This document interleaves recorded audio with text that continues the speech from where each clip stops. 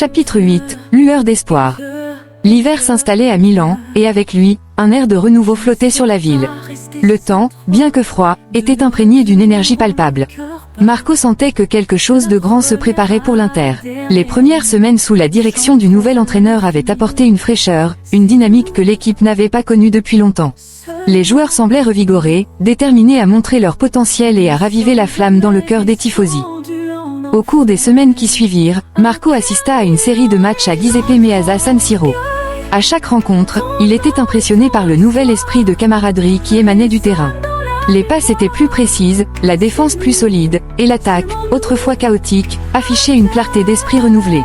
Même les joueurs qui avaient été critiqués pour leur manque d'engagement, comme le milieu de terrain, commençaient à faire preuve d'une volonté de se battre pour chaque ballon.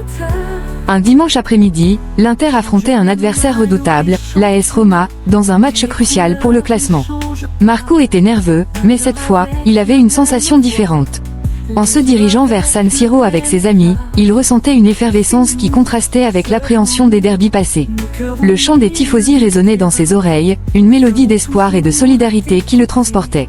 « C'est notre moment !» cria Luca, en brandissant son écharpe. « On va leur montrer ce qu'est l'Inter !» En entrant dans le stade, Marco fut frappé par l'énergie qui se dégageait des tribunes. Les supporters, unis comme un seul homme, chantaient à plein poumon, soutenant leur équipe avec ferveur. Le ciel s'obscurcissait lentement, et des éclairs de lumière jaillissaient dans les gradins, reflétant l'ardeur des tifosi.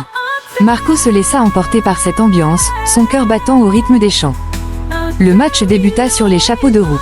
Dès les premières minutes, l'Inter prit le contrôle du jeu. Les passes s'enchaînaient, les joueurs se déplaçaient avec assurance. Marco retenait son souffle à chaque attaque, sentant la montée d'adrénaline. Puis, à la 23e minute, la magie opéra. Un corner bien tiré par le capitaine trouva la tête de Bastonichi, d'un geste précis, fit trembler les filets. San Siro explosa de joie. Marco se leva, criant avec ses compagnons, tous unis dans une danse de bonheur. « C'est ça, on est de retour !» s'écria Giuseppe, les larmes aux yeux. L'Inter menait 1-0, mais Marco savait que ce n'était que le début. La Roma n'était pas une équipe à sous-estimer. Loin d'être abattus, les Romains ripostèrent avec acharnement. Leurs attaques étaient puissantes, mais la défense de l'Inter, sous la houlette du nouvel entraîneur, tenait bon. À la 65e minute, un moment de tension intense surgit. Un joueur romain se retrouva face à face avec le gardien de but, mais un tacle spectaculaire de Skriniar le stoppa net. Les tifosi de l'Inter retenaient leur souffle, avant d'exploser d'une joie démesurée. Marco sentait une chaleur envahir son cœur. L'Inter était là, présente, solide, en train de redevenir ce qu'elle avait toujours été. Les minutes passèrent, et l'Inter continua à dominer le jeu. À chaque minute qui s'égrenait, Marco sentait le poids des doutes se dissiper. Le souvenir des précédentes défaites, du dernier derby, s'évanouissait lentement. L'équipe affichait une cohésion et une détermination qui le réchauffaient de l'intérieur. Puis, à la 85e minute, une contre-attaque rapide menant à un deuxième but changea la donne. Lautaro Martinez, sur une passe sublime, dribbla un défenseur avant de marquer d'une frappe enroulée.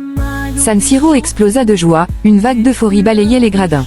Marco, emporté par la fête, se mêla à ses amis, célébrant comme si la victoire était déjà acquise.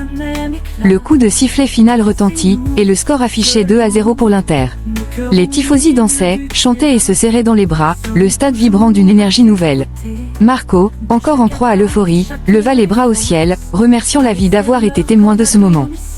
Sur le chemin du retour, le sourire aux lèvres, il pensa à ce que cela signifiait d'être un tifoso. C'était un voyage fait de haut et de bas, de déception et d'espoir. Cette victoire, bien plus qu'un simple score, symbolisait un renouveau, une lumière au bout du tunnel. L'Inter avait prouvé qu'elle était prête à se battre, et cela donnait à Marco la force de croire à un avenir meilleur. Cette soirée, alors qu'il s'endormait, Marco se sentit paisible. La lueur d'espoir qui avait illuminé San Siro était désormais ancrée en lui. Peu importait ce que l'avenir réservait, il était prêt à l'affronter. L'Inter n'était pas juste une équipe, c'était une passion, une famille qui ne le laisserait jamais tomber. Ensemble, ils pourraient surmonter n'importe quel obstacle.